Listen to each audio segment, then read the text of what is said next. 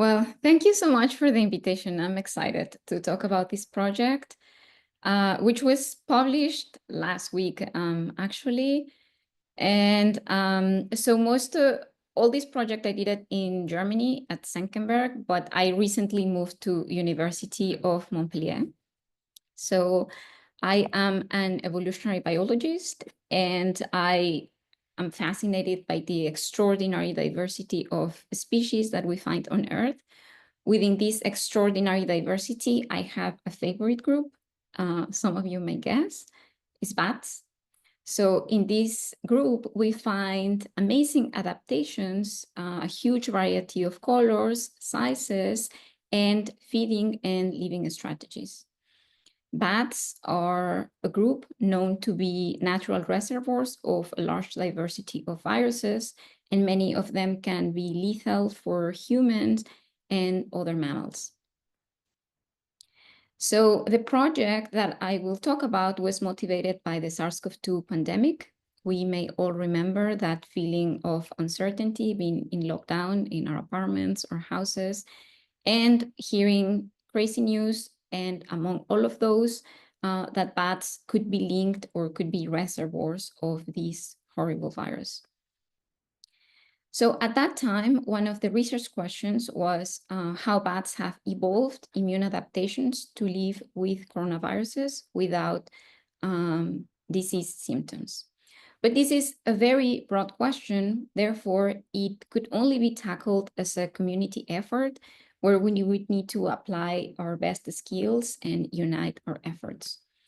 Therefore, as part of the BAT1K consortium, which aims to generate high-quality reference genomes of all living species, we generated some genomes of a few species that are closely related to those that could be reservoirs of SARS-CoV-2. So we used state-of-the-art technologies to assemble these genomes, and it is very I'm excited to announce or to share that some of these genomes, some of the samples that we use had been stored in museums for more than 20 years. So here is the full list of species for which we generated genomes.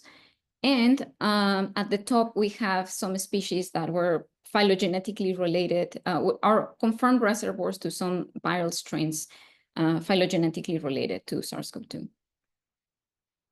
So our new genomes improve upon existing bat assemblies in terms of contiguity measured by the N50, completeness based on the number of missing genes in our annotations, and base accuracy. So we have around 1 error in a million base pairs. That is the estimate. So we have excellent genomes, but now what are we going to do with these genomes? Well, to do functional studies, we need genome annotations. Many of us know that genome annotation is the process of identifying and labeling functional elements within a sequence. For example, here we have a chromosome, we identify a gene, and then we can ask how is this sequence linked to a specific phenotype, for example, viral tolerance. So this may sound very easy, but bioinformatically can be very challenging. Therefore, we developed a tool that can annotate genomes based on genome alignments, and it is based on orthology projections, so we do not need transcriptomic data. So it scales quite well to the genomics era, and we have annotated so far more than 500 mammals and 500 birds. TOGA provides a genome quality benchmark based on the number of genes with intact reading frames that I'm representing here in the blue bars to comparing two assemblies of the same species, the dog, Canis familiaris. And if we could try to compare the quality of the same assemblies using a popular tool such as Busco, it might be a bit more challenging to identify genome quality with the completeness metric of Busco. So considering this, I want to look at all the genomes that we have annotated, and I selected in other mammalian groups genomes that were equivalent in quality to our new bat genomes.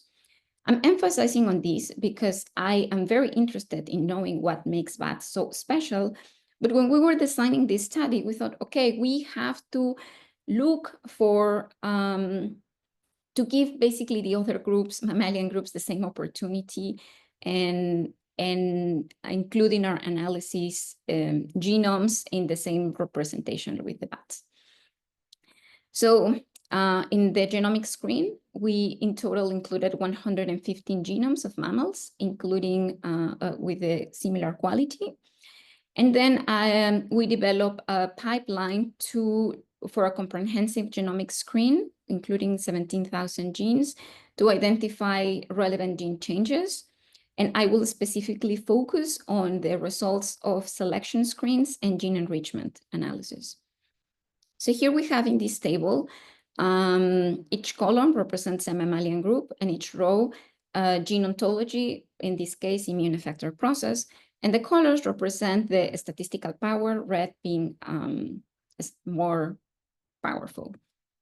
So this is how the heat map looks like for enrichment of genes under selection in each group. And in the last column, we see the bats, and where the signal for immune system processes is stronger. But with this geo nested structure, then I looked into more detail at some other gene ontologies, more specialized. And I did this in several iterations, and the results are similar, and that the signal for selection in bats is cleaner and stronger.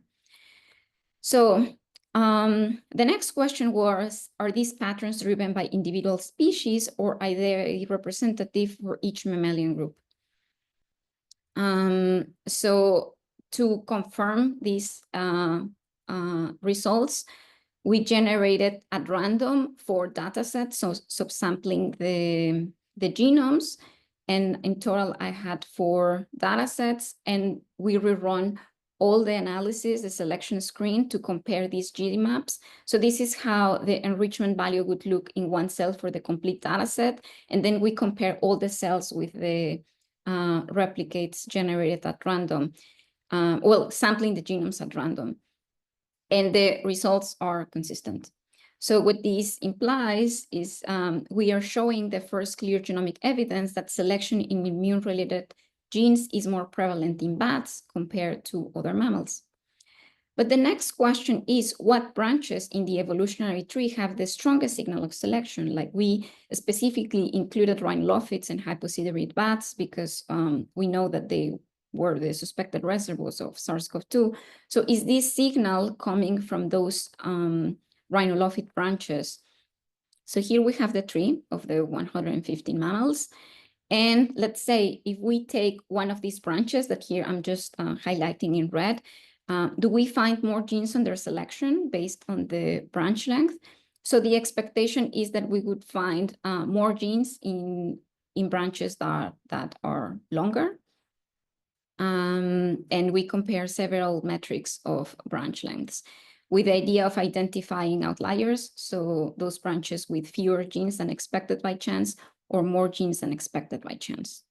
And then if we map these into our phylogeny, let's take an example, immune system process.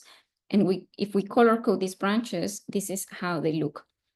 So the arrows represent the stem nodes for each mammalian group. And that yellow arrow at the bottom is pointing at the ancestral Chiroptera branch.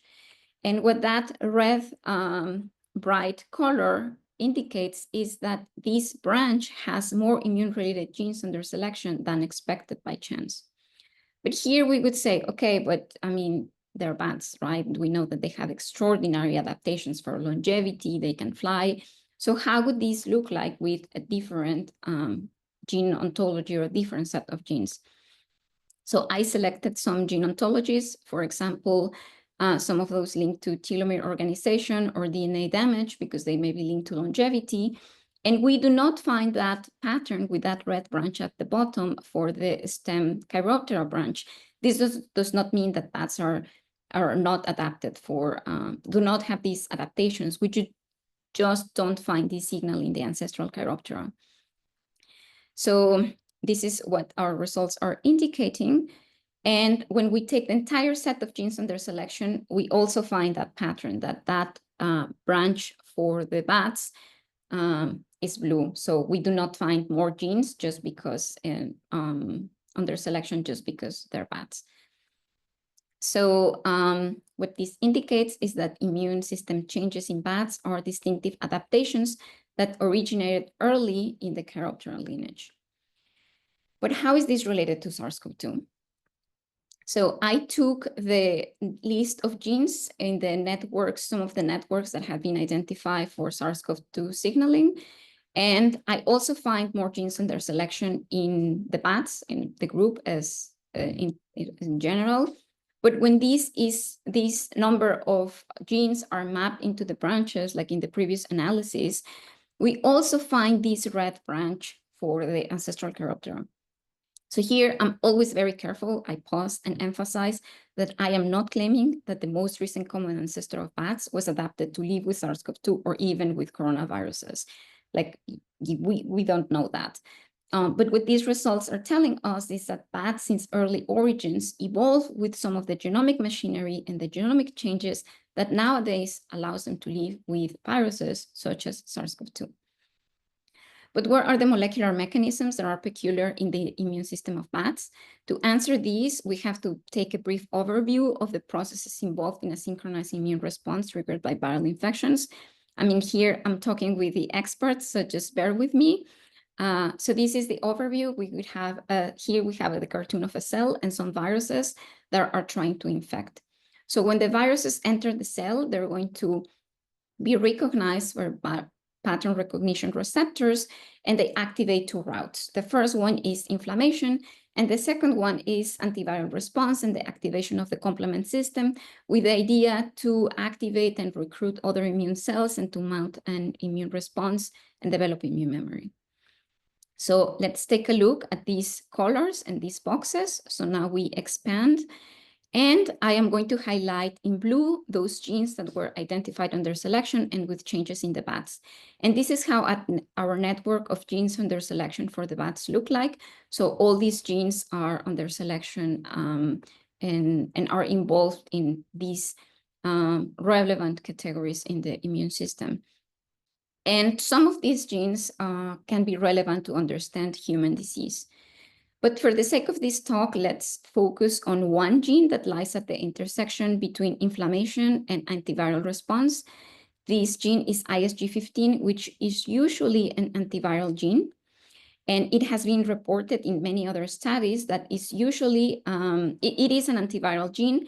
However, one of the proteins of SARS-CoV-2 modifies this gene, the ISG lacet, and sends it to the extracellular space. And ISG15 acts as an inflammatory cytokine, exacerbating inflammation during SARS-CoV-2.